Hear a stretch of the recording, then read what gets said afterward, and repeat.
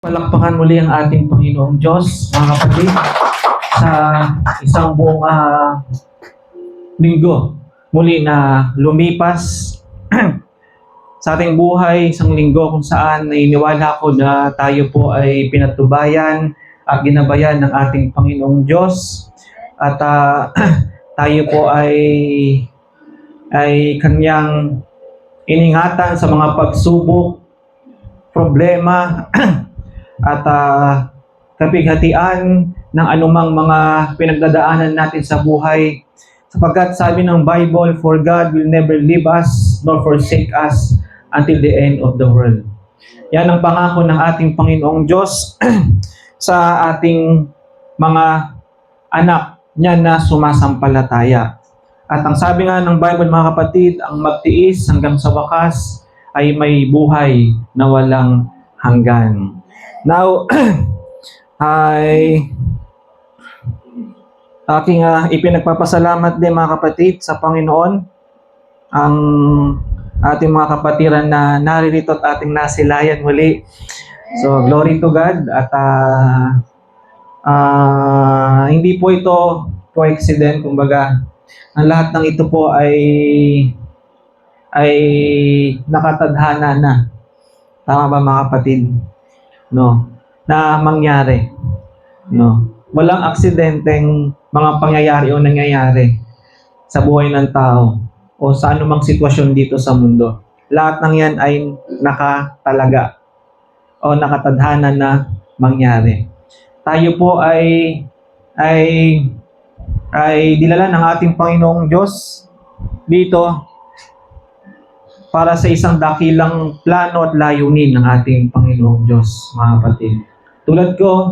Tulad namin nung tinawag kami sa ibang bansa, mga kapatid, hindi namin lubos maisip na kami po ay galing sa iba't ibang lugar dito sa Pilipinas na noon ay nagtataka kami, bakit doon pa sa malayong lugar?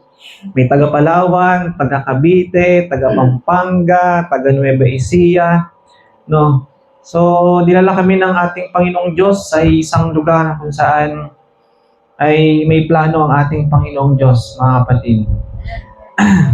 Na sa mga pagkakataon na yun, bagamat ang bansang aming napuntahan ay isa sa mga napakahigpit na bansa, pero hindi kami pinabayaan ng ating Panginoong Diyos. No? At naniniwala ako na yung mga kapatid na naririto, matuloy man ang inyong paglipad sa Middle East, ano man ang tinanggap nyo dito, mga kapatid, at naway ito po ay may pagpatuloy ninyo, no, hanggang sa paglipad ninyo sa Saudi Arabia. Hindi man ako ang gamitin ng Diyos sa Saudi. Lumipad para mabahagian kayo ang Diyos ay magtatayo, mga kapatid, at gagamit para kayo po ay makapagpatuloy sa paglilingkod. No. So, yun lamang po, mga kapatid, sa di pagdadagal.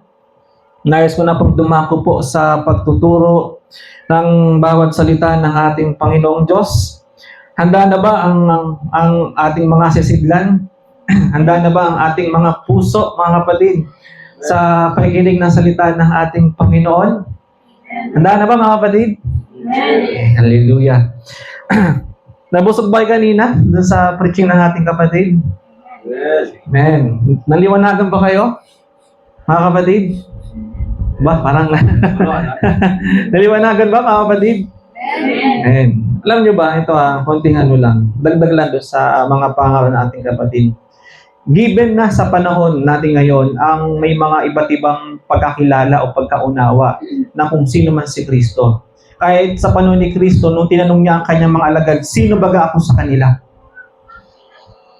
No. Sabi ng isa sa alagad ng ating Panginoong Diyos, ikaw daw si Elias. Ikaw daw ay isang propeta.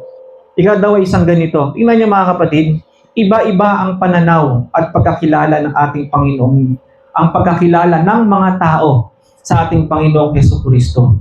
No. Story repeat itself. Kung paano sa panahon ni Christ, even today ay nangyayari, mga kapatid. No. Bagamat isa lang ang batayan, kung titignan niyo, halos lahat ng mga reliyon, tama ba? Except sa Buddhist o ano man, mga kapatid. Sa mga kakrisyanuhan, isa lang batayan natin, Bible. Tama po ba?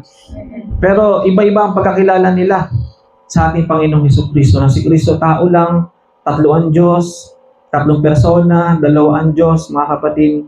Kung i-connect nyo yan sa ating mga pag-aaral, kung titignan nyo, talagang hindi lahat ng relihiyon ay mula sa Diyos. Tama ba? Katulad ng mga pag-aaral natin nakaraan, may mga relihiyon na tinatawag na mga na may mga blasphemous names na tinatawag na may mga katampalasanan, kumbaga sa ibang terminology na bakit sila tinawag na mga relihiyong may mga pangalang kalapastanganan o may mga pangalang pamumusong. Bakit mga kapatid? Di ba ay sa mga pag-aaral natin nakaraan, yung mga ilang keyword na para hindi na tayo humaba pa? Because, sabi nga, churches that has took the name of Christianity but that live like a world and act like a world and do the things of the world. Yun pala. No. Then, bukod doon, having man-made doctrine. No. May mga aral na hindi mula sa ating Panginoong Diyos, kundi gawa ng tao, mga kapatid. At ano pa, mga kapatid, paano natin ma-identify na sila ang mga relihiyong tinatawag na relihiyong may mga pangalang na may pamumusong? Sabi dito, ang mga pangalan nila ay wala. Sabi dito. Ang mga pangalan nila, religious name cannot found in the Bible, mga kapatid. No. Even the Roman Catholic, mga kapatid, search nyo. From the word Roman Catholic o Catholic, mga kapatid, ay wala po saan?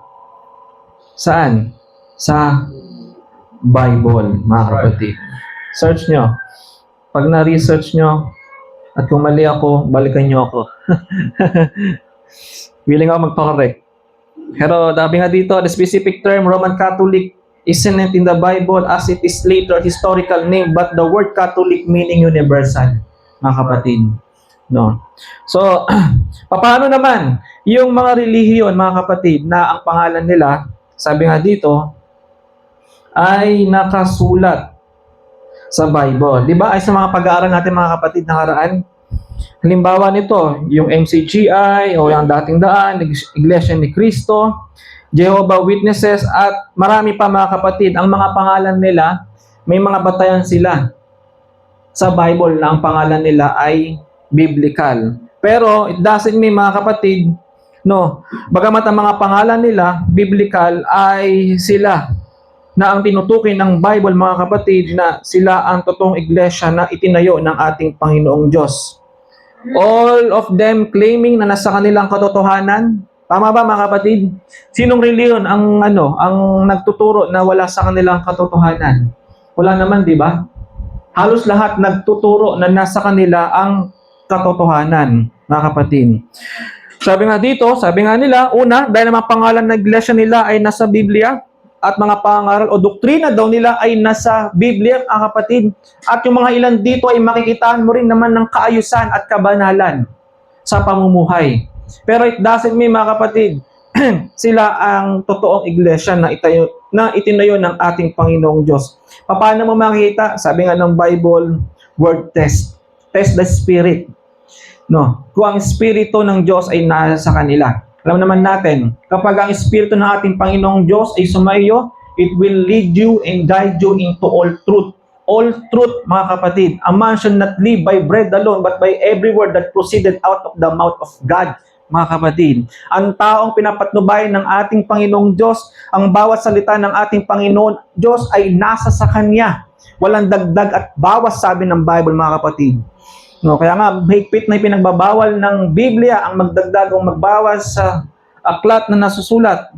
Right. O sa mga nakasulat dito ay may sumpa, mga kapatid. May sumpa. No. Kaya nga, hindi lahat ng relihiyon today ay masasabi mong sila ang tunay na iglesia ng ating Panginoong Diyos, mga kapatid. Hindi lahat. No. Gamat kung titingnan nyo kaliwat kanan, napakaraming mga relihiyon, may mga nagsisipag-usbong pa nga Mga kapatid, kabit-kabit, halos magkakapit-bahay na. No, kaya minsan ang tao hindi na alam kung saan pupunta. Hindi na alam kung sino ang reliyon na papasukin nila, mga kapatid. Pero mapalad tayo, mga kapatid, dahil binigyan tayo ng kapahayagan. Binigyan tayo ng purong salita ng ating Panginoong Diyos para makita natin kung ano ang peke sa hindi peking bagay. Tama ba, mga kapatid? No. Kaya nga, ngayon, tayo po ay tatawid ulit dito sa kung ang bawat relihiyon, mga kapatid, ay napaka-importante na malaman kung ano ang bawat pangalan. Tama, mga kapatid? No. At kung titingnan nyo, doon sa mga katanungan natin nakaraan, why is it important to know the name of the religion you belong? And why is the name of our church is Bride of the Lord Jesus Christ? So, doon na po tayo dadako o tutungo para hindi na tayo humaba. Now, based doon sa mga pag-aaral nating nakaraan, ang Revelation 19 verse 7, ang sabi dito, mga kapatid, let us be glad and rejoice and give honor to Him, for the marriage of the Lamb is come, and His wife hath made herself ready.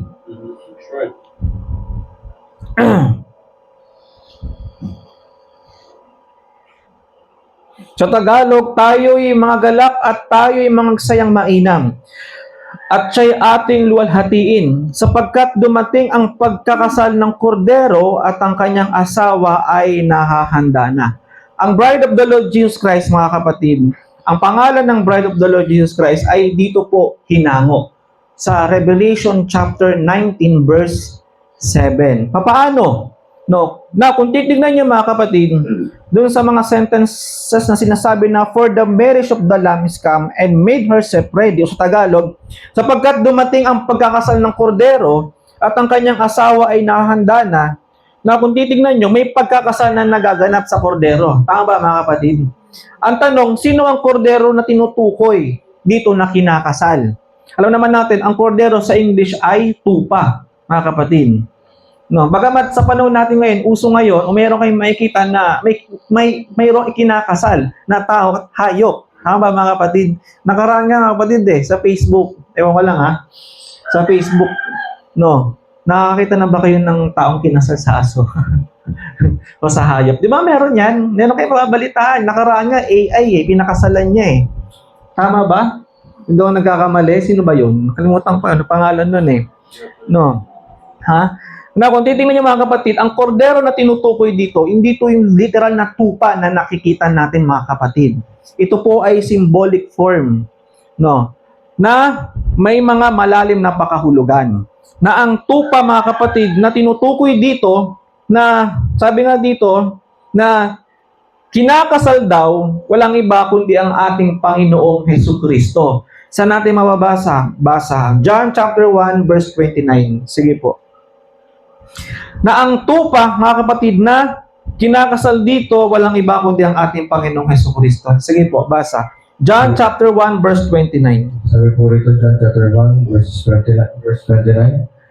Nang kinabukasan ay nakita ni Juan si Jesus na lumalapit sa kanya at sinabi, narito ang kordero ng Diyos na nag-aalis ng kasalanan ng sanglibutan. Ayun, no? Ang sabi ni John, no, nang binuksan o nang kinabukasan daw ay nakita daw ni Juan, sino? Si Jesus na lumalapit sa kanya. At sinabi daw ni John, narito ang kordero ng Diyos na nag-aalis ng kasalanan ng sanlibutan, mga kapatid. So malinaw ba, mga kapatid? No, na ang kordero sa Bible ay tumitipo kay Kristo. No. Now, basa pa. John chapter 1 verse 36.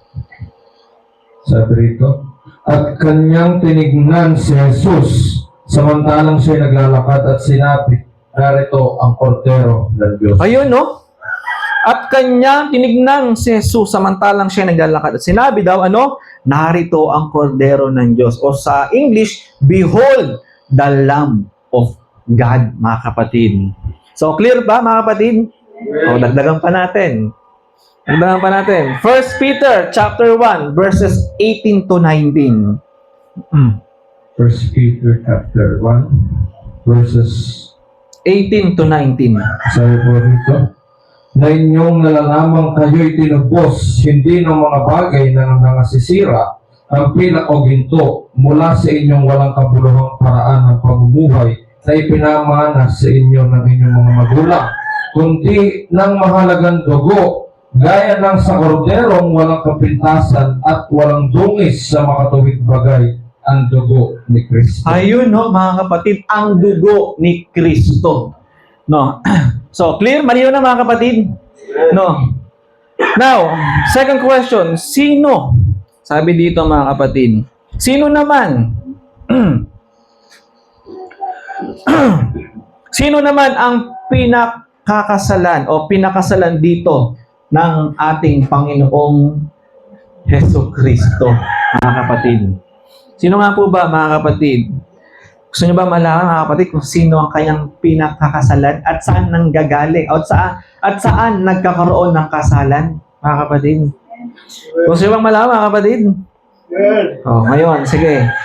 Sabi dito, mga kapatid, balik tayo. Genesis chapter 2 verses 20 to 23. Sabi dito, mga kapatid, ayon sa mga pag-aaral na natin nakaraan. Sige po, basa. Genesis chapter 2 verses 20 hanggang 23. At pinangalan ng lalaki ang lahat ng mga hayop at ang mga ibon sa himpapawid at ang bawat ganit sa parang at tapat sa lalaki ay walang nasumpungang maging katulong niya. At hinulugan ng Panginoon Diyos ng di kawasang himbing ang lalaki at siya'y natulog at kinuha ang isa sa kanyang mga tadyang at pinapaghilom ang laman sa dakong yaon. At ang tadyang na kinuha ng Panginoon Diyos sa lalaki ay ginawang isang babae at ito'y dinala niya sa lalaki. At sinabi ng lalaki, ito nga'y buto ng aking mga buto at laman ng aking laman. Siya'y tatawaging babae sapagkat sa lalaki siya kinuha. Ayun. Na kung titignan nyo, mga kapatid, ang Diyos ay nagbigay ng mga kasama bilang katuwang o tinatawag na asawa, walang iba, kundi sino, mga kapatid? Si Eva. Tama ba? At saan kinuha si Eva, mga kapatid? Sa tadyang ni Adan. Now, the question, mga kapatid, ang question, si Adan ba, mga kapatid, may nabasa o may mababasa ba tayo na si Adan mismo ang siyang naghanap ng kanyang mapapangasawa? Di ba wala? Wala tayong mababasa. Kusang ang Diyos ang nagbigay ng mapapangasawa o makakasama ni Adan. Tama ba, mga kapatid? Kaya, ingat, mga kapatid, sa mapapangasawa ninyo. No? Huwag kayong magmadali. Sino dito yung may mga asawa na? Sigurado na ba kayo? No. Yan ba ay dumaan sa napakahabang proseso, mga kapatid? O baka isang kindat lang sa inyo, mga kapatid? No. Isang load lang ni Mr. sa inyo ng video Marry Me, wala pa man din kayong isang linggo. Say yes na agad. No. Kaya nga sabi nga, sa pag-aasawa, hindi ganun kadali. Tama ba? Hindi biro. Hindi nga daw yung pagkain na pagkatapos mong kain iluluwa mo. Tama ba, mga kapatid? Huwag mong hanapin. Hayaan mo ang Diyos ang magbigay. Tama ba? Sa iyo. Kasi kami nga ni Mrs. Hindi naman aksidente yun Ay, hindi naman aksidente yun Kalooban na rin siguro ng Panginoon. Talagang kalooban kasi kinasal kami, nagbunga ng 3. Hindi ko naman siya hinanap sa kung saan-saan. Hindi na ako pumunta kay Papa Jack para tumawag no, ng mga kasama o nais na maka-blind date, kumbaga. Tama, mga kapatid. Kusang dumating. At naniniwala ko, ang bawat may mga asawa dito, may mga ganyang senaryo din na kusang dumating, kusang nagkita sa hindi inaasang pagkakataon. Tama, mga kapatid? No. Halimbawa, minsan kayo nagkabanggaan, nahulog yung gamit ni babae, o sabay pa kayong, di ba, yung mga napapanood Diyos na nagkatitigan. No. No. Yung tinatawag na love at first sight. Yung tipong alam mo yon, yung first time nyo palang first time nyo palang nakita alam nyo yung parang matagal na kayong magkakilala. No. Tama ba mga kapatid? Now, kung ititipon nyo sa panahon nila Eva at Adan, ganun din. Same thing, mga kapatid. Hindi naghanap si Adan kung saan ibinigay ito ng ating Panginoong Diyos. Kaya nga kung ikaw ay nasa Diyos, sabi nga ng Bible, mga kapatid, seek ye first the kingdom of God and His righteousness, all these things shall be added unto you. Tama ba mga kapatid? Yung mga bagay na kahit hindi mo hingin, ibinibigay niya. Tama ba? Ng kusa, kasi alam niyang kailangan mo, mga kapatid. Kailangan mo. Kailangan nga Dan.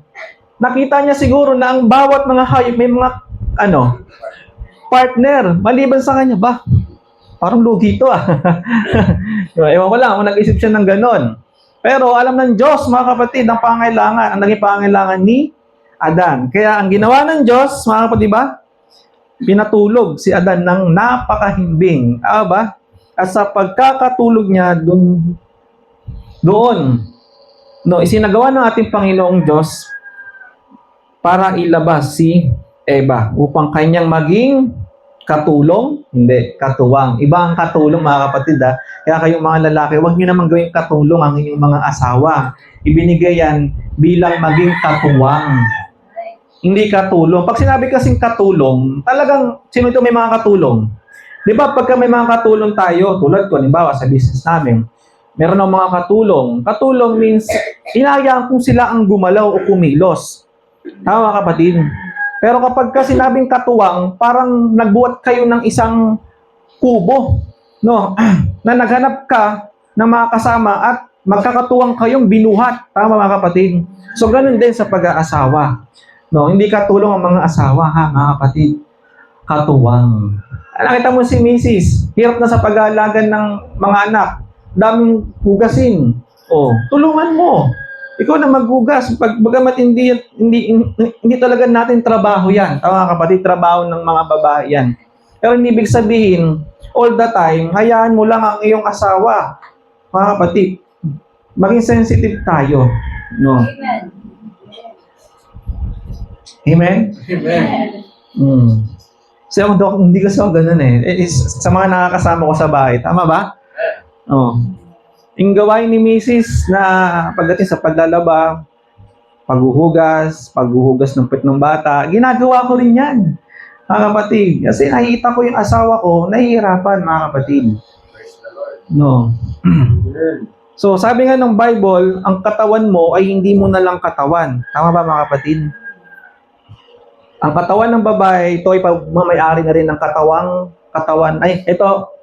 ang katawan ng babae ay pagmamayari na rin ng ng lalaki. Ang katawan ng lalaki ay pagmamayari na ng kanyang asawang babae. Kaya sabi ng Bible, mga kapatid, love your wife, mga kapatid. Kung ayaw mong magutom, huwag mong gutumin yung asawa mo. Kung ayaw mong nahihirapan yung sarili mo, napapagod, pagurin yung asawa mo. Kapatid. So, kaya kung titignan nyo, ano lang naman yon, dagdag ano lang. Kaya nga, sabi ng Proverbs 19 verse 14,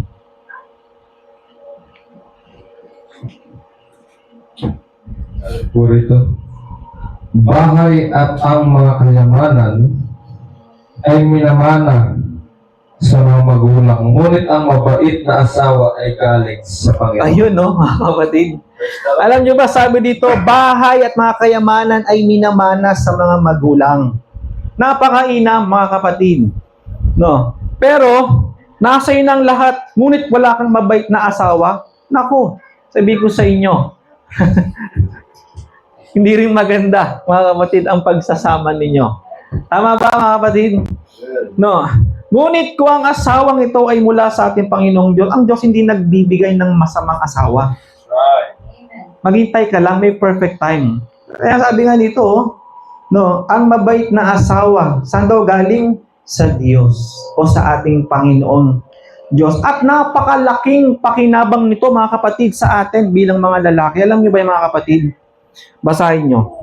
Napakalaking pakinabang nito. Una-una kay Adan, mga kapatid. At sa ating mga lalaki, mga kapatid, napakalaking pakinabang ng mga babae sa atin bilang mga lalaki. Proverbs chapter 18 verse 22. Sige po, basa. Sabi rito, sino mang lalaking nakakasumpong ng asawa ay nakasumpong ng mabuting bagay at nagtatamo ng lingap ng Panginoon. Ayun, no, mga kapatid. Woo! So, find it a wife, find it a good thing. Sino mang lalaking nakasumpong ng asawa ay nakasumpong ng mabuting bagay, lalo na kung ang asawang ito ay mula sa ating Panginoong Diyos. Tama, mga kapatid? At ang asawang mula sa ating Panginoong Diyos, sabi nga dito, ay mabait. Mabait ba kayo, mga sister? Mabait naman kayo, no? The Lord. Wow.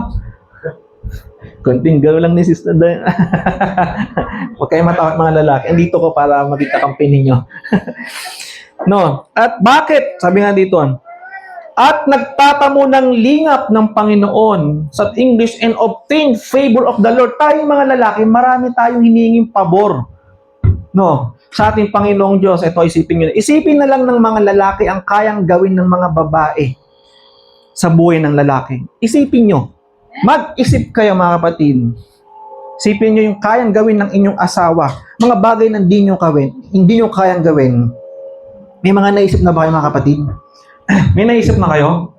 Ito, common, mga kapatid. Para hindi na kayo mahirapang mag-isip. Yung magkamot ng likod nyo paggabi. O hindi lang ng gabi. Ang hirap kaya. Tama ba? Oh. Andiyan na asawa mo. Honey! Pero yung wala namang ginagawa, baka naman naglalaba pa. No, hintayin mo yung hindi siya busy. Mga kapatid, tinan mo. May tagakamot ka ng likod. Na nyo, Lord, tinam napakasimpleng bagay. No, maliit lang yan, ha? No, alam ng Panginoong Diyos yan, na darating yung araw na wala kang tagapagkamot ng likod. Ayun yung kasama mo.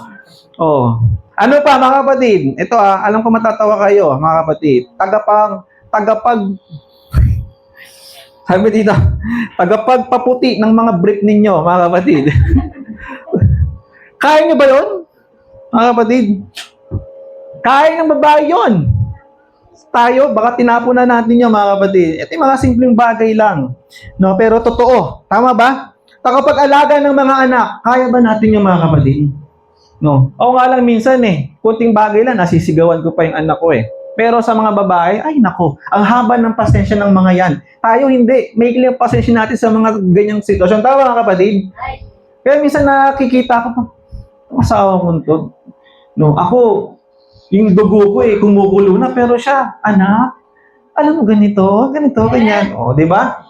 Minsan talaga hindi pwedeng, kailangan din natin maging, kumbaga, may natutunan ako na, meron akong natutunan din yung minsan, kailangan din natin maging, tawag dito?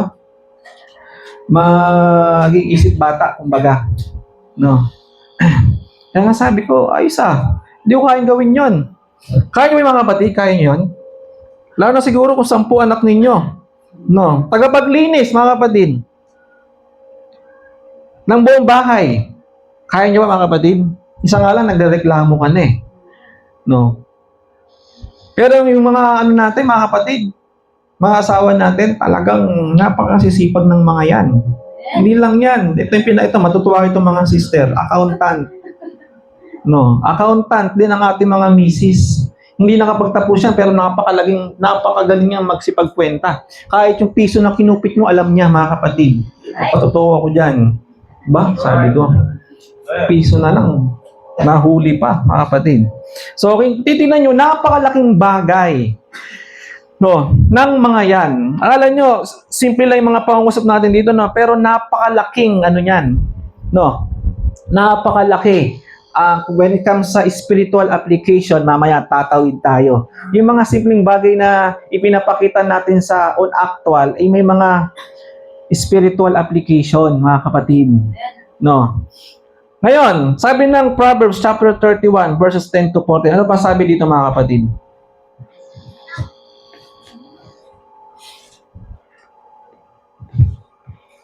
Proverbs chapter 31 verses 10 to 14. sabi po rito, isang mabait na babae, sino makakasumpong? Sapagkat ang kanyang halaga ay higit na makapupo Sa mga, kaysa sa mga rupi. no? Ang puso ng kanyang asawa ay Amen, no? tumitiwala sa kanya at Siya'y- siya'y hindi kukulangin ng Amen, no? pakinabang. Gumagawa siya ng mabuti sa kanya at hindi kasamaan lahat ng mga kaarawan ng kanyang buhay. Siya'y humahanap ng balahibo ng tupa at lino at gumagawang kusa ng kanyang mga kamari. Amen. Siya'y parang mga sasakyang dagat ng kalakal, nagdadala siya ng pagkain mula sa malayo. Ayun, tingnan niyo mga kapatid, yung kayang gawin ng isang babae. Napakahirap kaya nito. Kaya nga sabi, ang isang mabait na babae, sinong makakasumpong? Sapagkat ang kanyang halaga ay higit na makapupo kaysa mga ruby. O katulad ng nabanggit natin kanina mga kapatid, ang kayamanan, sabi nga doon, anumang bagay ay namamana sa mga magulang. Pero ang mabait na asawa ay nanggagaling sa ating Panginoong Diyos. Hindi baling wala kang bahay o wala kang kayamanan o namana naman ng mga anumang bagay doon sa lupa. Basta meron kang mabuti at mabait na asawa, ay higit pa sa kayamanan yon mga kapatid. Amen? Kaya nga sabi dito, isa pa sa mga karagdagan na kaya nilang gawin mga kapatid.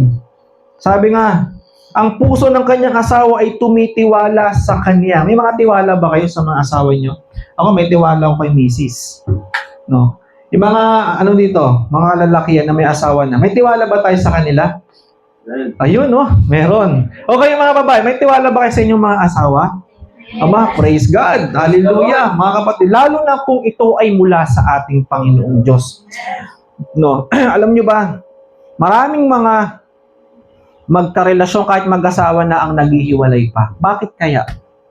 Sa napakadaming dahilan. Tama ba mga kapatid? At number one, eto alam nyo to mga kapatid, ay yung pagkakaroon ng sabi niya, kabit daw. Tama. Number one. Tama kapatid? Number one yon issue. No. Kaya nga, bakit? Kasi dahil sa napakaraming dahilan din. Tama ba? O marahil talagang hindi sila para sa isa't isa? Tama kapatid? Mayroon talagang nakatadhana para sa'yo. Masyado ka nang nagmadali. Tama mga kapatid? May mga ganyang senaryo. No. Dahil sa katigasan ng ulo ng tao. Amen? Pero, mga kapatid, alam nyo ba, wala namang perfectong tao. Tama ba? Walang perfecto. Lahat tayo ay nakaka-experience ng mga anumang pagkakamali. No? Even me, mga kapatid, nung ako'y wala pa sa pagiging isang Kristiyano, napakaraming kalokohan. No, napakaraming hindi magandang bagay ang nagawa ko na. Kahit nung mga panahon kami na ni Mrs., mga kapatid. Kaya noon, wala kaming tiwala sa isa't isa. O ako, mga kapatid, o siya sa akin. Dahil nga, based sa mga nagawa kong hindi maganda. Pero praise be to God, mga kapatid, no, tayo ay binago at inayos ng ating Panginoong Diyos. No, at yung mga nakaraang nagawa natin ay hindi na muling naulit pa. Dahil alam nating may Diyos na namamagitan sa bawat isa. Kaya nga sa kasabihan ng tao, let God be the center of your relationship. Tama mga kapatid? No, dahil kung ang Diyos ang siyang pumapagitna sa inyo mga kapatid, kahit magkalayo kayo, kahit saan kayo magpunta mga kapatid, ang tiwala ninyo sa isa't isa ay naroon. Bakit? Kasi alam nyo may Diyos kayo. Makapagtago man kayo sa mata ng bawat isa, alam nyo may Diyos na nakakakita ng bawat ginagawa ninyo. At walang lihim na hindi nabubunyag. Kaya kahit malayo si Mrs. sa'yo, no, at kahit malayo si Mr. sa'yo, mga kapatid, dahil sa anumang mga kadahilanan, huwag kang matakot. No, God not gave us the spirit of fear, but the power, love, and the sound mind. Sound mind, which is the word of God, mga kapatid. No, na siyang nagbabind sa inyong dalawa. Na siyang nagtuturo sa inyo kung paano ninyo makikita ang sikreto ng matagumpay na pagsasama ng isang mag-asawa. At dito lamang yung matatagpuan sa Biblia, mga kapatid. Matatakot kang gumawa ng hindi maganda. Tama ba? Matatakot kang mangalunya. Kasi alam mong, wala man yung asawa mo sa tabi mo, wala man si pastor sa tabi mo, wala man ang iyong mga kapatiran, o sino mang nakakilala sa'yo, alam mong may Diyos na di natutulog. Tama ba? No. At dahil ang pananampalataya mo mga kapatid ay nakasalig sa Kanya, may takot ka. Tama ba mga kapatid? Gumawa ng hindi maganda. Hindi dahil sa, hindi ka gagawa ng kasalanan dahil sa asawa mo. No. Hindi ka gagawa ng kasalanan dahil ito ay para sa ating Panginoong Diyos. Makapagtago ka sa mata ng tao, pero sa mata ng Diyos ay hindi ka makakapagtago. Ang itinago mo dito, mahahayag dito. Ang itinago mo doon, mahahayag doon. At kung dito man sa lupa, mga kapatid, walang nakaalam at hindi mo inayos yan sa Judgment Day, haharapin mo yan.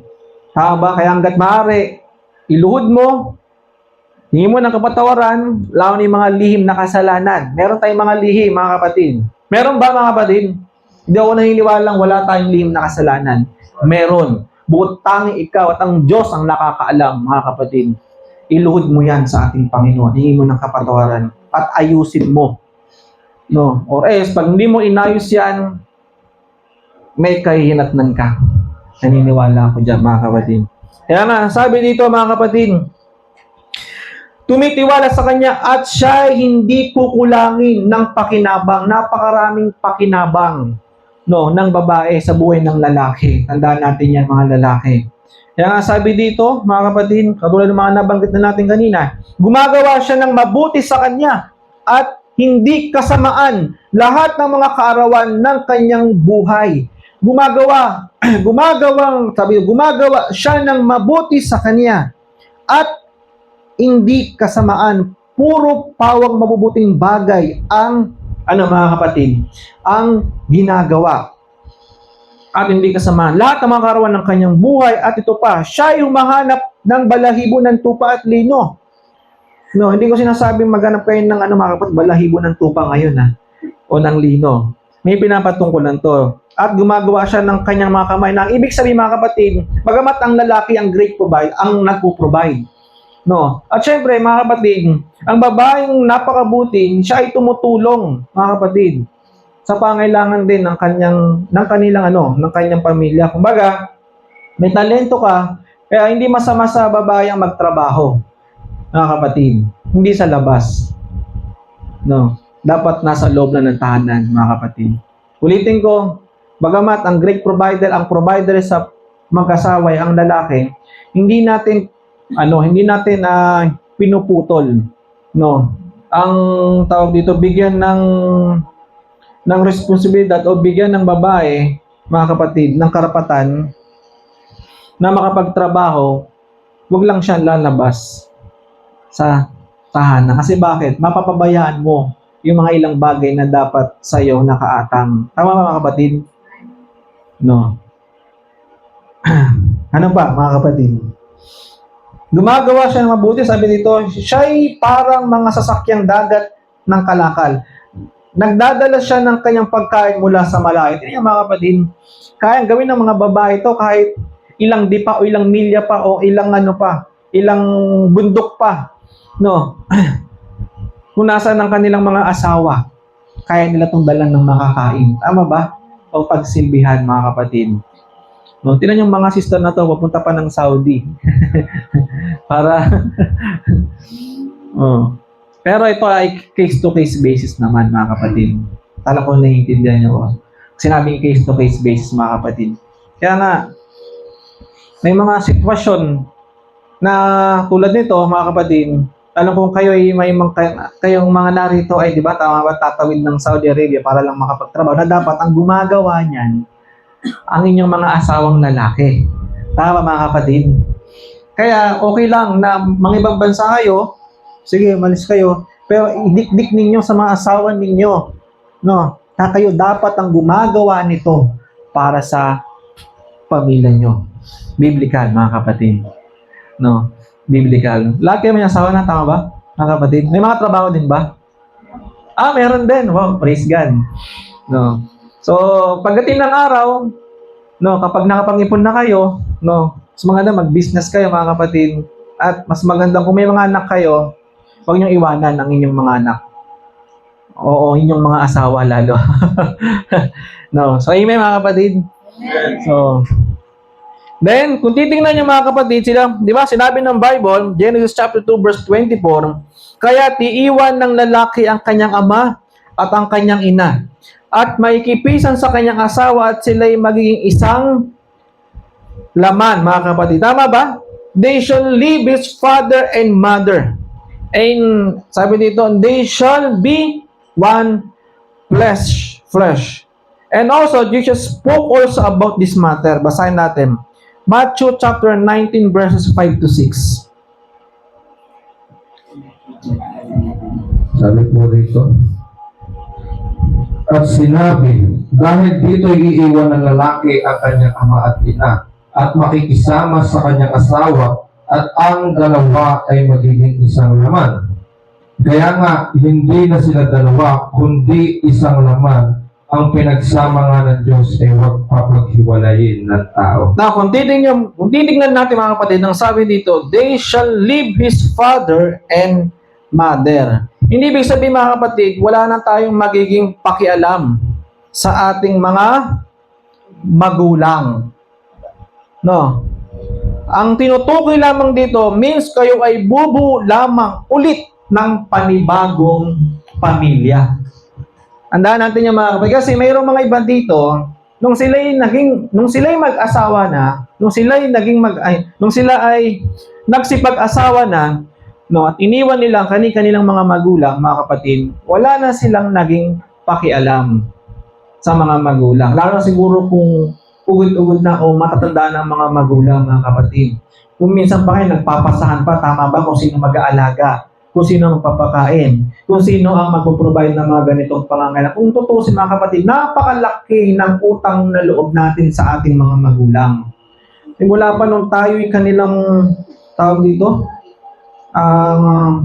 nung tayo ay nasa kanilang mga sinapupunan pa lang kung paano nila tayo iningatan, inalagaan hanggang sa tayo po ay ipinanganak, pinakain, pinag-aral, pinagtapos, pinalaki ng maayos. Mga kapatid ninyo, no, isang bagay na hindi natin matutungbasan ng anumang halaga. Tama mga kapatid? Hindi ibig sabihin kapag tayo po ay nagsipag-asawa na, ay iiwanan na talaga natin ang ating mga magulang. No. Bagamat talagang iiwanan mo physically, mga kapatid, bubukod kayo, no.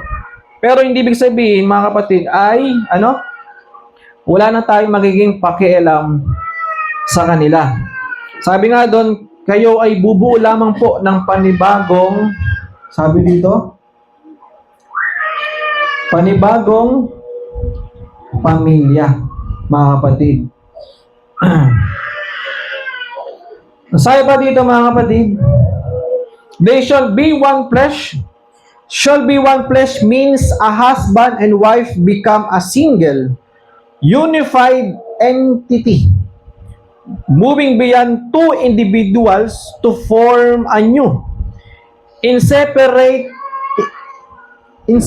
family unit, encompassing profound unity in their emotional, spiritual, financial, intellectual, and physical lives, establishing a new priority above their families of origin, mga kapatid. Panibagong, priority, mga kapatid.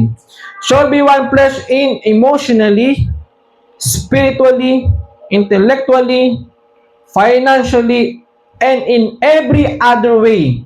The couple is to become one, mga kapatid. Hindi pwedeng ito ang gusto ni Mr., ito ang gusto ni Mrs.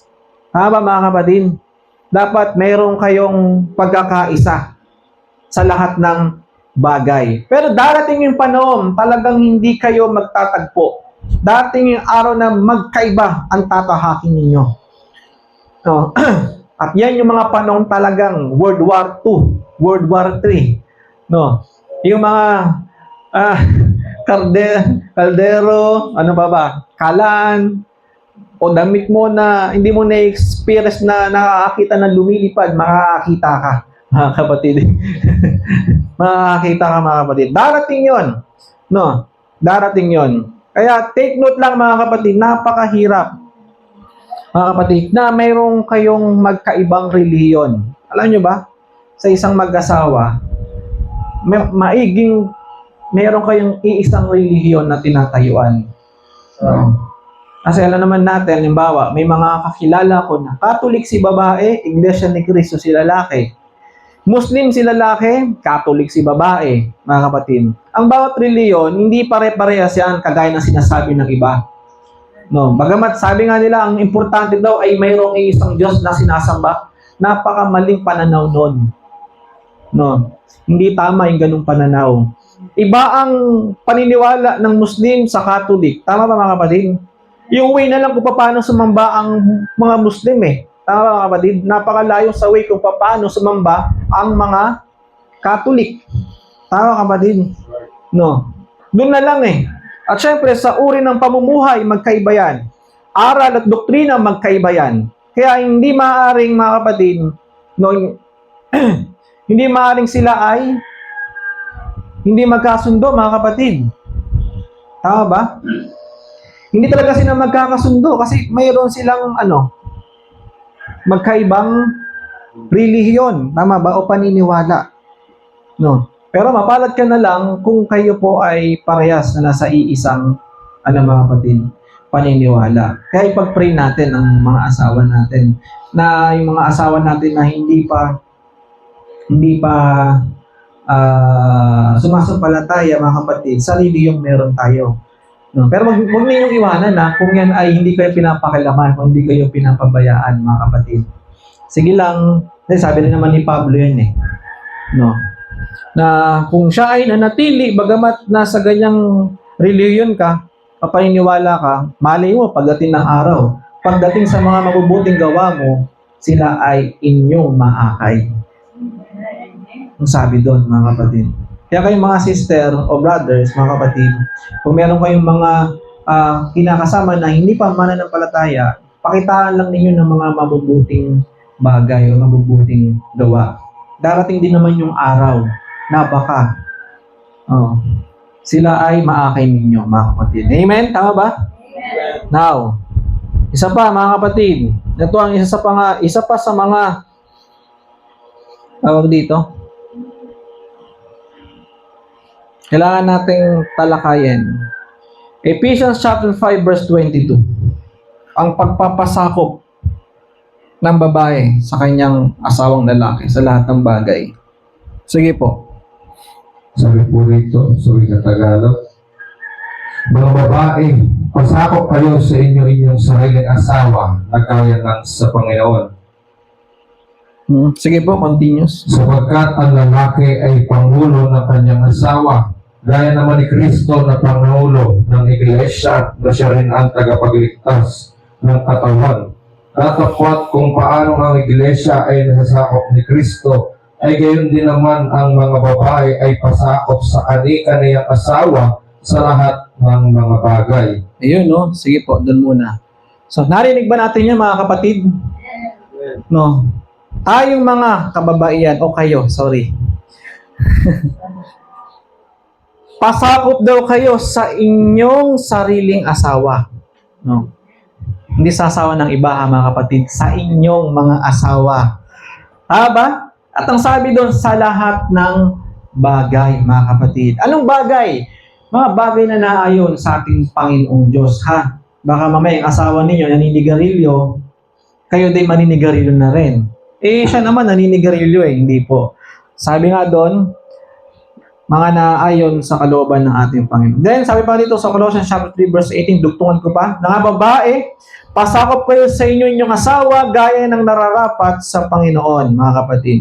1 Peter chapter 3 verse 1, gayon din naman kayong mga asawang babae, pasakop kayo sa inyong sariling asawa upang kung ang ilan ay hindi tumalima sa salita, ay mga hikayat ng walang salita sa pamamagitan ng ugali ng kanyang asawang babae, mga kapatid. So, malinaw po ba, mga kapatid, yung sinasabing pagpapasakop? Kasi sa panahon natin ngayon, mga kapatid, baliktad na. No? Baliktad na. Ang lalaki na ang under ni Mrs. Mga kapatid. Ito, mga Mrs. No? Madami nakaka-relate, mga kapatid. Marami nakaka-relate. No. May mga ganyan talaga. Pero ito sa ating mga naririto, mga kapatid, no, ito ang sistema ng Diyos. Babae. Hindi ang lalaki ang magpapasakop. O kailangan magpasakop sa lalaki. Ang babae ang magpapasakop sa kanyang asawang lalaki. Bigyan ng halimbawa, decision making, mga kapatid. Hindi lingid sa mga kalalakihan, may nanlalaki sa decision making. Tama ba, mga kapatid? Nakatawa si brother, parang ibig sabihin na ako natatawa din kasi relate ako. No, pagdating sa mga decision making, may mga ugali tayong pabigla-bigla na hindi mo na pinag-iisipan. Yung dala lang ng excitement, mga kapatid, bilang isang lalaki. Ngayon, syempre, bilang sisingit si Mrs. Hindi kayo nagtugma kasi ikaw, ito yung gusto mangyari, siya, Han, may panahon, wag muna. Napakaraming pang gastusin Ikaw, one time million, gusto mo bilhin to, gusto mo bilhin agad dyan. Tama ba? Sino dito may mga asawa? Tama ba? Hindi kayo nagtatagpo minsan sa mga gusto nyong bilhin. Minsan pa nga, kuning wala, yun yung pinagtatalunan ninyo. Hindi yung pag-usap na lang, pagkasunduan para magkaroon. Din. So, ganito yung mga lalaki. No. Hindi masama, mga kapatid, na humingi ng suggestion o payo sa mga asawa. Pero take note, mga kababaihan, na ang final decision making pa rin, ang final decision pa rin ay nasa lalaki. Mga kapatid, nasa kanila. Ngayon, kung nakikita ninyo, mga kapatid, na hindi maayos o maganda, yung gustong gawin ng lalaki, hindi naayon sa Word of God, baliin ninyo, mga kapatid. Baliin ninyo. No. Hindi namin inaalis yung karapatang kayo ay magbigay ng suggestion, mga kapatid. Pero yung kayo mismo ang magdidesisyon, kayo na yung magdidesisyon, hindi ganon, mga kapatid. Parang ganito, honey, mali yung desisyon mo Pero ito suggestion lang. Ito yung nararapat na nakikita ko. Ganun yung approach. Hindi. Ganito gawin natin. So, ang lalabas parang ang diktador, parang ikaw na yung namumuno. Mga kapatid. Yung approach natin, mga kababayan, ayusin din natin. No? Na para bagang alam mo na lahat. Kumbaga, ikaw na magdidesisyon. Ikaw nang mangunguna, mga kapatid. Tandaan nyo, sa gera, ang pinakapinuno, nahingi ng suggestion yan. Pero ibig sabihin, mga kapatid, na yung mga pinanggagalingan ng suggestion, sila na yung mangunguna sa laban. Ikaw pa rin. Kung ano yung punto, mga kapatid. Kumbaga, in reality, nangyayari talaga. Based on my experience, na tayo, mga kababaihan, hindi inaalis na tayo po ay hingan ng suggestion sa lahat ng bagay. Pero hindi para kayo na ang manguna. Kasi may mga decision making talaga na talagang tama naman si Mrs. Tayo mga lalaki yan, ibaba natin yung mga ego natin. Hindi porket tayong namumuno, alam na natin lahat. Tandaan nyo, life is a learning process. Hindi lahat ng bagay alam natin. Kaya nga, ibinigay ng Diyos si Eva kay Adan Hindi lahat ng bagay kaya niya. Tama, kapatid? Hindi lahat ng bagay kaya natin mga lalaki. Kaya nga ibinigay ang ating mga asawang babae. Tama ba, mga kapatid? Para maging katuwang. Si Herodes na nga lang Sorry kung daw nagkakamali. Herodes ba yun? Herodes ba? Nung minsang siya ay nanaginip, mga kapatid. Kumbaga, nung mga panahong dinala, sa kanya si Barabbas at si Jesus Christ. Di ba siya ang gobernador dati sa Israel? Hindi ako nagkakamali, mga kapatid. Ngayon, pinapipili kung sino ang palalayain. Ngayon, sabi ng tao, si Barabbas, mga kapatid. Ngayon, ayon sa judgment ni Herodes, kung di ako nagkakamali, pasensya na, mga kapatid, kung si Herodes ba yun? Wala siyang nakikitang pagkakamali kay Kristo para si Barabbas ang pakawalan at si Kristo ang parusahan. Sino? Yun. Thank you, bro. Pilato, mga kapatid. Ngayon, syempre, pinagpaliban niya. No. Then one time, lumapit sa kanya ang kanyang asawa. Anong sabi ng kanyang asawa? Huwag kang. Huwag kang makibahagi sa pagdidesisyon nila. Kaya, kinabukasan, hinarap muli si Barabas at si Jesus Christ. Ano ang sabi ni Pilato? Mga kapatid, basahin nyo na lang mga kapatid sa Book of Matthew. Nagugos siya na kami, di ba? Wala siyang pananagutan. Ibig sabihin, ang desisyon ay hindi manggagaling sa kanya, kundi sa inyo. Ayaw niyang mangialam eh. Nakinig ba si Pilato sa kanyang asawa? Nakinig. So, may mga desisyon na tama, na ikakasaayos, mga kapatid. So, isa-isa halimbawa. No, sa pag-aasawa, mga kapatid, bagamat tayo ang head bilang isang lalaki, no, wag nating alisin yung karapatan, mga kapatid, na bigyan natin ng pagkakataon. Bigyan natin ng pagkakataon, mga kapatid, ang ating mga asawang babae na magdesisyon. Ito ang tama, ito ang nararapat. Pero kayo mga kababayan, yung approach ninyo, ayusin nyo. Hindi yung para tila bagang kayo na yung mamumuno. No. Han, tingin ko ito yung nararapat. Ito, suggestion lang ha. Pero pero ito yung nakikita ko. No. Kung ikaw na lalaki na nasa katinuan, susunod ka. Kung alam mo tama, kung marunong kang manimbang, mga kapatid. No. Ingat kayo mga kalalakihan, tayo mga kalalakihan, no. Tandaan natin, ano man ang magiging desisyon natin sa lahat ng aspeto ng pamumuhay, isipin nyo na lang mga kapatid, hindi lang kayo ang maapektuhan. No. Lahat ng mga nasa likuran natin. Kaya, bawat desisyon ay kailangan pag-isipan. No. Amen mga kapatid? Mamaya. May spiritual application yan. Akala nyo, wala. Ang nobya ng ating Panginoong Diyos, mga kapatid. Napakalaking bahagi niyan sa ating Panginoong Jesucristo. No. Now, kung titingnan nyo mga kapatid, ano pa ang sabi dito? Okay.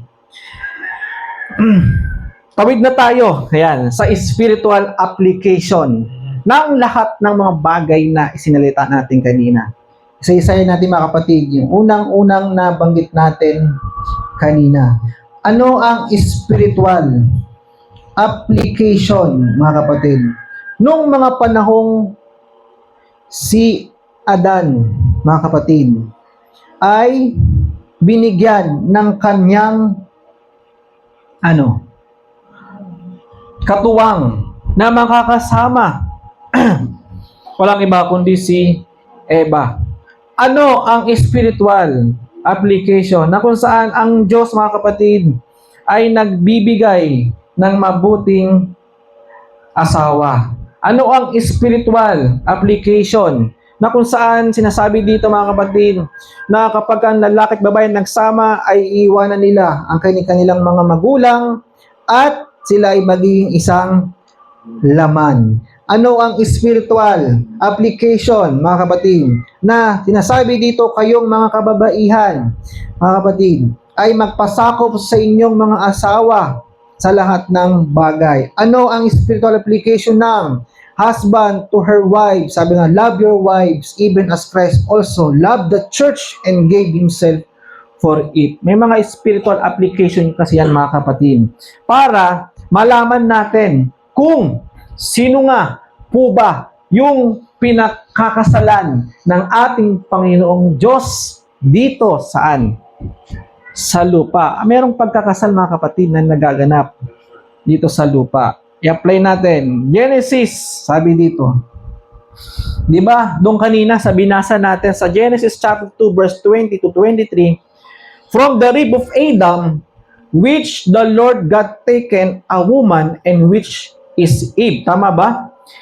Adam said, this is now my bone of my bone and flesh of my flesh, because she was taken out of men. Alam niyo ba mga kapatid, may connection ito. Nung mga panahong si Kristo ay nasa cross ng Kalbaryo. Alam niyo ba yon? Nung si Kristo ay tinusok sa kanang tadyang at may tatlong bagay na lumabas sa kanya. Saan hinugot si Eva, mga kapatid? Sa tadyang. Nino? Ni Adan. Nagganap ba si Adan ng kanyang mga pangasawa? Kusa itong ibinigay ng ating Panginoong Diyos. At kapag galing sa ating Panginoon, mga kapatid, napakabuti nito. Alam niyo ba si Kristo, mga kapatid, siya mismo ang pumili ng kanyang magiging kasintahan. Mga kapatid. At kapag galing sa kanya, napakabuti nito. Alam niyo ba, mga kapatid? Sige, basa, mga kapatid. John chapter 19 verses 32 to 34. Basahin muna natin yung nangyari sa panahon ni Kristo. In connection. Sige po, basa. John chapter 19 verses 32 to 34. Nagsiparaon na ang mga kawal at inumog ang mga hita ng una at nang sa isa na ipinako sa krus na kasama niya. Ngunit nang magsiparaon sila kay Jesus at makitang siya'y patay na, ay hindi na nila inumog ang kanyang mga hita. Ngayon may pinalagpasan ang kanyang tagiliran ng isang sibat ng isa sa mga kawal at pagdakay lumabas ang dugo at tubig. At ang nakakita ay nagpatotoo at ang kanyang patotoo ay totoo at nalalaman niyang siya'y nagsasabi ng totoo upang kayo naman ay magsisampalataya. Ayun, no? Alam niyo ba, mga kapatid, sinabi, mula dito sa John chapter 19 verses 32 to 34, ulitin ko lang, nung nagsiparon daw ang mga kawal at inumog ang mga hita ng una, kasi si Kristo, hindi lang naman siya ang pinako sa cross. Tama ba? Tatlo sila. No? Tatlo sila. At ang sabi nga dito, then came the soldiers and break the legs of the first, no, and of the other, no. Parehas na binali yung bawat legs nung kaliwat kanang kasama ni Kristo na pinako sa cross. Pero kung titingnan niyo, mga kapatid, 32, but when they came to Jesus and saw that he was dead, nung makita nila na patay na si Kristo, ano ang ginawa nila? They break not his legs. Hindi na nila binali o hinampas, mga kapatid. Ngunit ano na lang ang ginawa, mga kapatid? But one of the soldiers with a spear pierced his side. Tinusok, mga kapatid, ng isang, sabi doon, sibat. At sa pagkatusok, mga kapatid, no, sa kanang tadyang o sa kanang, sabi dito, bahagi ng katawan ni Kristo ay may tatlong bagay na lumabas. O dalawa. Actually, tatlo to eh. Dugo, tubig, at espiritu. That's right. Kapatid. Sabi dito, ni Brother Branham sa kanyang pangaral, is the bride of Christ and the body of Christ is the same?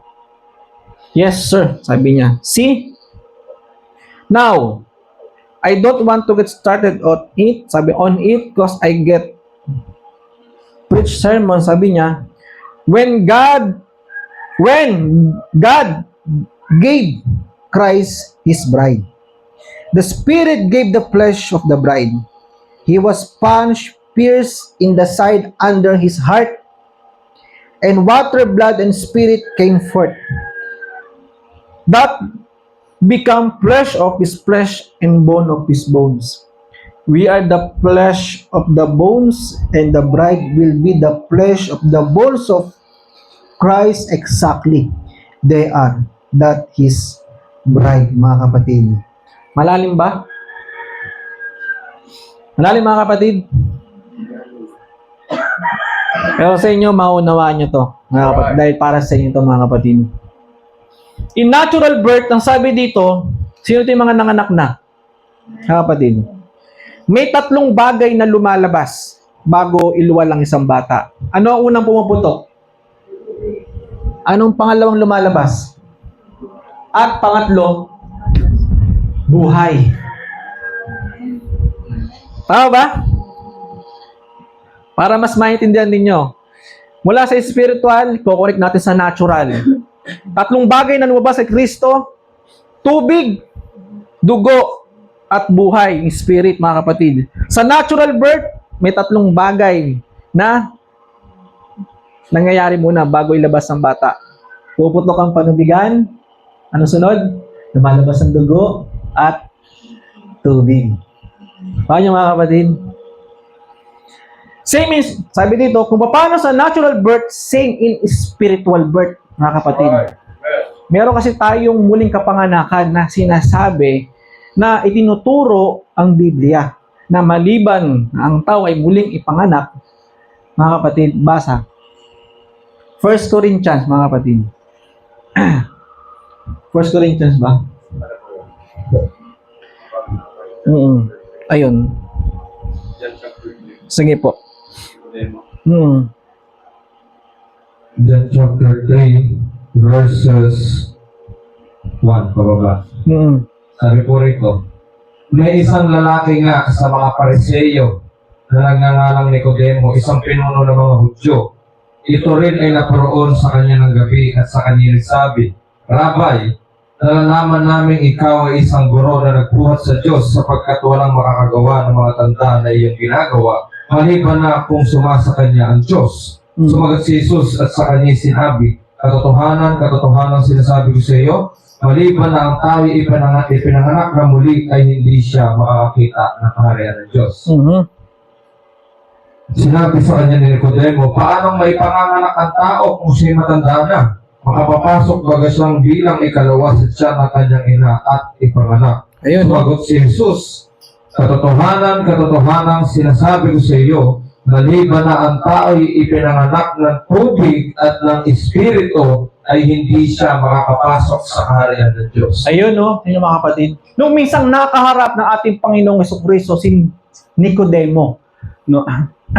Hindi niya naiintindihan sapagat wala siyang kapahayagan. Ang kapanganakan na sinasabi doon, mga kapatid, hindi sa natural. No? Kasi napaka-imposible. Halimbawa, si Brother Lonel, no? Na, ikaw, Brother Lonel, kailangan mong muling ipanganak. Kailangan bang tawagin ko ulit yung nanay niya, ipasok sa sinapupunan ng nanay niya at muli siyang ipanganak para makapasok sa kaharian ng ating Panginoong Diyos? No? O para makakita to see the kingdom of God, tama bro? Hindi po, spiritual yon. That's right. Mga kapatid, spiritual. Kaya maraming mga ka-Christianuhan dyan, mga kapatid, na kapag tinanong mo, Brad, ano religion nyo? Christian and born again. Pero makikita mo, mga kapatid, ang pamumuhay ay hindi pang-Christian, mga kapatid. Christian mga kapatid. Dahil ang totoong nagkaroon, ang totoong nagkiklaim as sa Christian, ang totoong Kristiyano, mga kapatid, siya ay dumaan sa tinatawag na muling kapanganakan. No? At sa spiritual, hindi sa natural. Paano nga po ba nagkakaroon ng muling kapanganakan ang isang tao? Kung paano sa natural, ganun din sa spiritual. Ang tubig, mga kapatid, that is a type of justification. Right. Blood, that is a type of sanctification. Spirit, that is a type of the baptism of the Holy Spirit. Kaya nga, sinasabi dito, mga kapatid,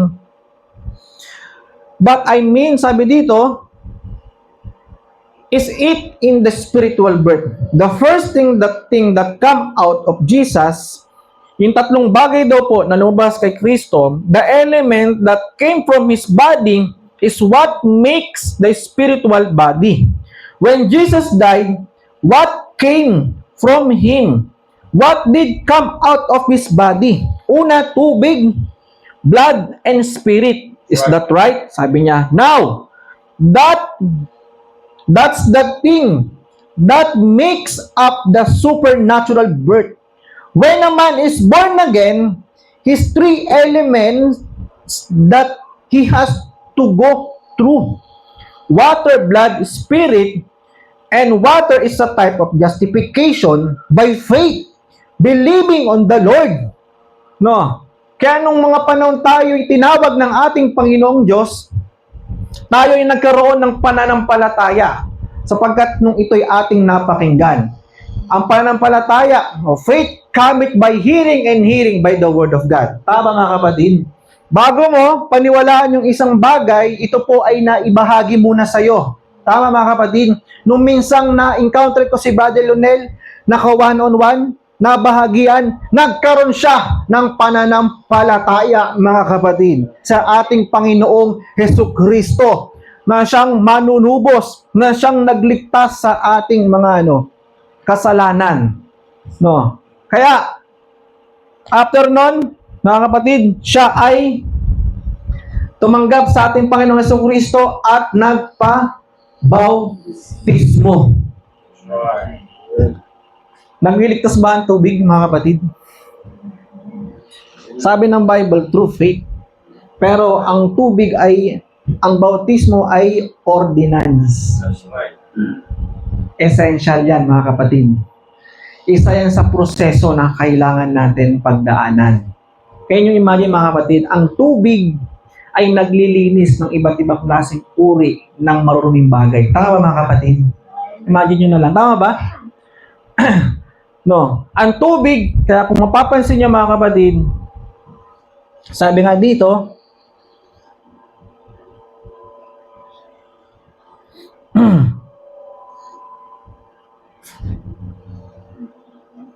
when a man is born again, is three element that has to go through water, blood, spirit. Sabi nga dito mga kapatid,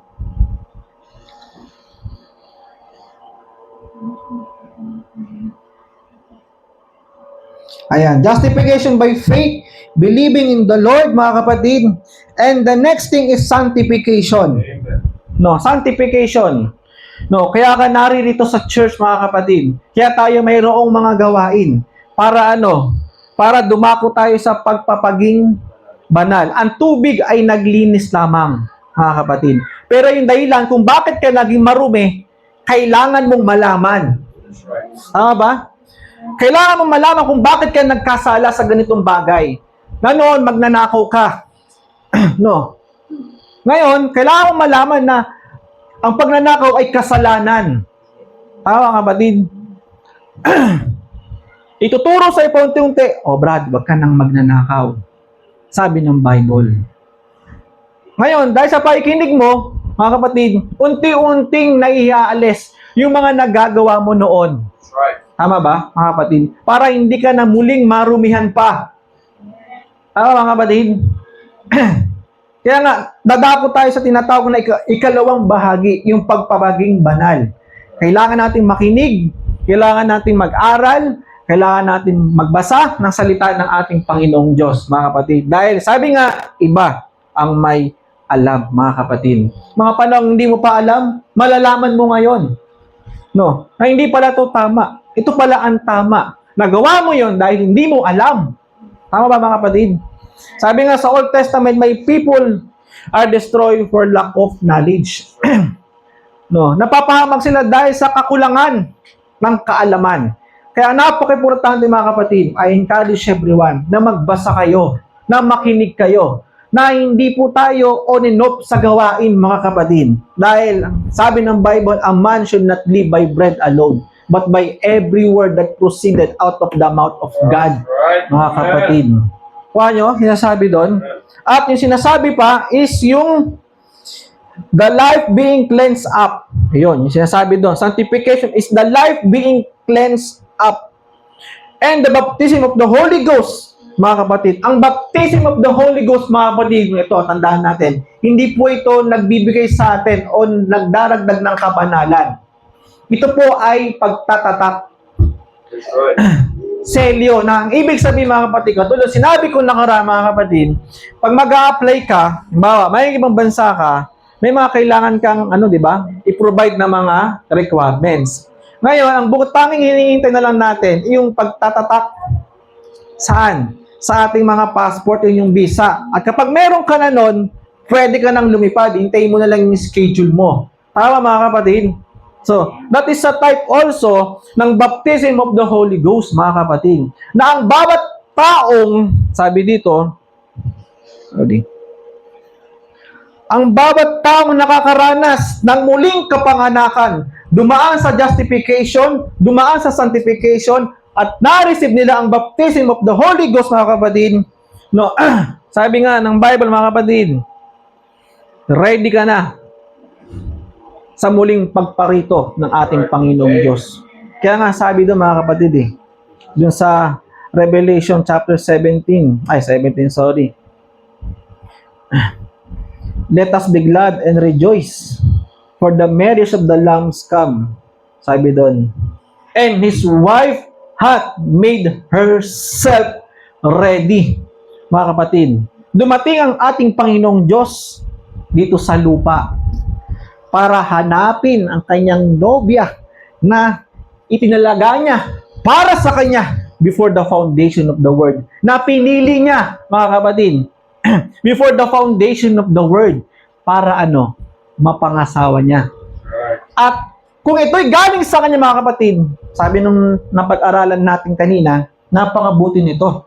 Napakabait nito. Sapagkat ito'y mula sa ating Panginoong Diyos. O ngayon, kung si Eva, sabi nga ni Adam, she is my flesh of my flesh, my bones and my bones, mga kapatid. Ganon din tayo, mga kapatid, bilang mga asawa ng ating Panginoong Diyos na hinugot din sa kanyang tadyang, mga kapatid. He is our flesh. We are His flesh of His flesh, bones of His bone, mga kapatid. Kaya nga, sabi ng Bible, no one is righteous. Tama, mga kapatid? No one is righteous, tama ba? Pero alam niyo ba, we can be perfect through our Lord Jesus Christ. Kasi nga, mag-iisang laman, tama ba? Yung paano sa natural, ang babae at lalaki, mga kapatid, pag sila'y nagsama, sila'y nagiging iisa. Tama, mga kapatid? Ganun din. Tayo, bilang mga kasintahan ng ating Panginoong Diyos, pag tayo ay kinasal sa ating Panginoong Hesukristo, tayo'y nagiging iisa. At bilang mga nobya ng ating Panginoong Diyos, mga kapatid, kailangan natin magpasakop sa Kanya sa lahat ng bagay. Sabi ng Bible kung paano sa mag-asawa, kung ang ulo ng babae ay kanyang asawang lalaki, ganun din sa iglesia. Ang ulo ng iglesia, walang iba, kundi si Kristo, mga kapatid. At ang iglesia na tinutukoy doon, hindi yung mga nagsisilakiang churches. Ang iglesia na tinutukoy doon, tayo, mga kapatid. Sapagkat our body is a temple of God, mga kapatid. Ito yon, we. Meron kasing literal church, merong spiritual church. Ang literal, katulad nito. Literal to. At merong spiritual church na tinutukoy, kundi tayo. Tayo, mga kapatid. Spiritual church na kailangan nating magpasakop kay Kristo sa lahat ng bagay. Kaya, totoong sinabi ng Bible sa Romans chapter 3 verse 10, no one righteous and whole have sinned and fall short for the glory of God. But, sabi ng Ephesians chapter 5 verses 25 to 29, posible na ang isang tao ay maging perpekto pagdating sa kabanalan. Basa, sige po. Ephesians chapter 5 verses 25 to 29. Mga lalaki, ibigin ninyo ang inyong asawa, gaya naman ni Kristo na umiibig sa iglesia at ibinigay ang kanyang sarili dahil sa kanya, upang kanyang pakabanalin ito na nilinis sa pamamagitan ng paghuhugas ng tubig na may salita. 27. Upang ang iglesia ay maiharap sa kanyang sarili na malalahati na walang dumis o kulubot o anumang gayong bagay, kundi ito'y nararapat maging banal at walang kapintasan. Ngayon din naman, nararapat ibigin ng mga lalaki ang kanya-kanyang mga sariling asawa na gaya ng kanyang sariling mga katawan.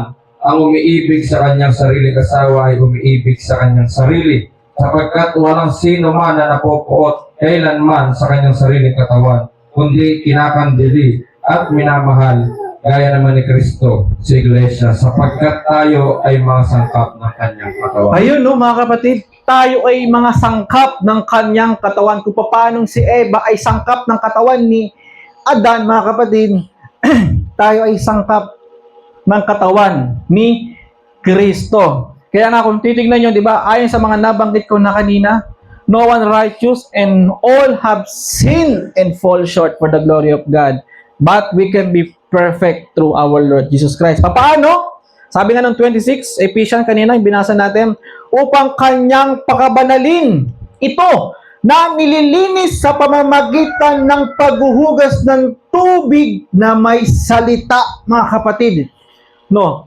Ang salita ng ating Panginoong Diyos, that is a type of water, o ang water, that is a type of the Word of God na siyang nagbibigay sa atin. Dahil para tayo po ay malinis. Tama ba mga kapatid? Upang ang iglesia ay may harap daw sa kanyang sarili na maluwalhati, walang dungis o kulubot, anumang gayong bagay, hindi ito'y nararapat maging banal at walang kapintasan. Tingnan niyo mga kapatid, sabi dito, kundi ito'y nararapat maging banal at walang kapintasan. Ano ba yung not having spot, mga kapatid? Ano ba yung ibig sabihin ng not having spot? Nakakita na kayo ng damit na puro may spot ng mancha, mga kapatid? No. Anong ginagawa para matanggal yung mancha? Ha? Ibabad sa sunrocks, tama ba? Ilang oras nyo binababad, mga kapatid? Depende sa mancha. Tama ba? No. Baka naman sobrang dami ng sunrocks, konti lang naman yung tatanggalin. No. So kung titignan niyo mga kapatid, ano yung pinakatanggal natin sa mancha? Sunrocks. Para kapag di ba, ang ginagawa natin diyan, damit, lagyan ng tubig, lagyan ng sabon, lagyan ng sunrocks, tama ba? Pag angat mo, Mr. Clean na. Tama ba? Wala nang mancha. Alam nyo ba, ang sunrocks is a type of word of God. Kapag winiskan ka ng winisikan, ng word of God, ibig sabihin, the more na ikaw ay nakikinig, the more na ikaw ay nagbabasa ng salita ng ating Panginoong Diyos, nalilinis yung mga maling pananaw mo. Tama ba? Mga maling paniniwala mo. At kapag natanggal yung mga maling pananaw mo, paniniwala mo, at nailulugar ka sa tamang paniniwala at sa tamang pananaw, nagiging mabuti ang pamumuhay mo. Tama mga kapatid, tandaan nyo, ang paniniwala, ang iyong pamumuhay ay bunga ng iyong paniniwala. Tandaan nyo mga kapatid, ano man ang inyong paniniwala, mga kapatid, nagre-reflect yan, saan? Sa bunga nyo. Tama ba mga kapatid? No. Kaya nga, tayo bilang mga nobya ng ating Panginoong Diyos, dapat, sabi nga dito, not having spot. Pangalawa, wrinkle. Sino din may mga wrinkle na? A slight line or fold in something, especially fabric or the skin of the face. Halimbawa, yung damit na puro may mga gusot. Tama ba? Anong gagawin mo dyan? Paplantsahin. Tama ba? Hindi ko sinabi kapag yung asawa mo may pinakitang hindi magandang ugali, magpainit ka ng plancha, tapos plantsahin mo. Hindi gano'n mga kapatid. Ugali yung inaayos doon. Kahit plantsahin mo yung mukha ng asawa mo, hindi pa rin magbabago yun. Baka magkabaranggayan pa kayo. Mga kapatid. A slight line. So, kailangan plantsahin. Ang Word of God ay pinaplantsa niyan yung mga gusot nating mga pag-uugali. Paano mga kapatid? Pangatlo, without blemish. Free from imperfection. Accurate without fault and perfect. Without blemish. Walang kapintasan. Kaya nga alam niyo ba mga kapatid, posible ba sa isang tao na makapamuhay ng may kabanalan, mga kapatid, at perfectong kabanalan na hindi nakikitaan ng kamalian? Posible ba? Amen. Posible. Ito na nga lang mga kapatid eh. Ito, alimbawa ko na lang to. No. Bago ko ginawa to, tong pulpitong to, may pinaggayahan ako. Tama ba? At kung papaano ginawa to, may pinaggayahan ako. May pattern akong sinundan. Kaya, kung papakita ko sa inyo yung picture na pinagkunan ko nito, halos kaparehas na kaparehas. So, ang ibig sabihin mga kapatid, we as a Christian, mayroon tayong pattern na pinapasunod sa atin ni Kristo. Para maging katulad din tayo ni Kristo. Sabi ng Bible, we become His image and likeness. The very image and likeness of Christ. Kaya kapag tayo ay naging mga manampalataya ni Kristo, hindi tayo ang nakikita ng sanlibutan, kundi si Kristo na siyang nananahan sa atin, mga kapatid. Yung lakad ni Kristo ang siyang nakikita sa atin, hindi yung fruit of the Holy Spirit. Alam niyo ba yon? Hindi natin fruit yon. Ano ba yung 9 fruits of the Holy Spirit, mga kapatid? Meekness, gentleness, patience, love, long-suffering. Nakalimutan ko na iba. Sino pa? Ano pa, mga kapatid? Pero yung 9 spiritual of the gift of the Holy Spirit, mga kapatid, yung fruit, nagmamanifest sa'yo yan. No. Hindi dahil ito'y galing sa iyo, kundi galing sa Espiritu ng ating Panginoong Diyos, mga kapatid. Kuha nyo? Kaya, sa tanong ko kanina, posible ba? Posible, mga kapatid. Basta sundin mo yung pattern. At kapag sinunod mo yung pattern, mga kapatid, tinan mo, magiging perfecto ang buhay mo. Na noon, puro imperfection na nakikita sa'yo ng tao. Ay, si kapatid ganyan. Ay, si kapatid ganyan. Ganito, ganyan. Pag nakikita ka, hindi ngiti yung bungad sa'yo ng tao. Kundi kunot. Diba? Kasi bakit? Yung nakikita sa'yo, puro mga pawang hindi magagandang pag-uugali. Kapatid. Kaya nga, sabi ng Bible mga kapatid, James chapter 3 verse 2. Sabi dito, sapagkat sa maraming bagay tayong lahat ay nangatitisod. Kung ang sino man ay hindi natitisod sa salita, ay isang taong sakdal ang gayon. So malinaw mga kapatid, sabi dito, kaya rin namang makapigil ng buong katawan. Sino nakakita dito ng kabayong mayroong dito, pagtakip sa mata? Sino nakakita, mga kapatid? Alam niyo ba kung anong purpose nun?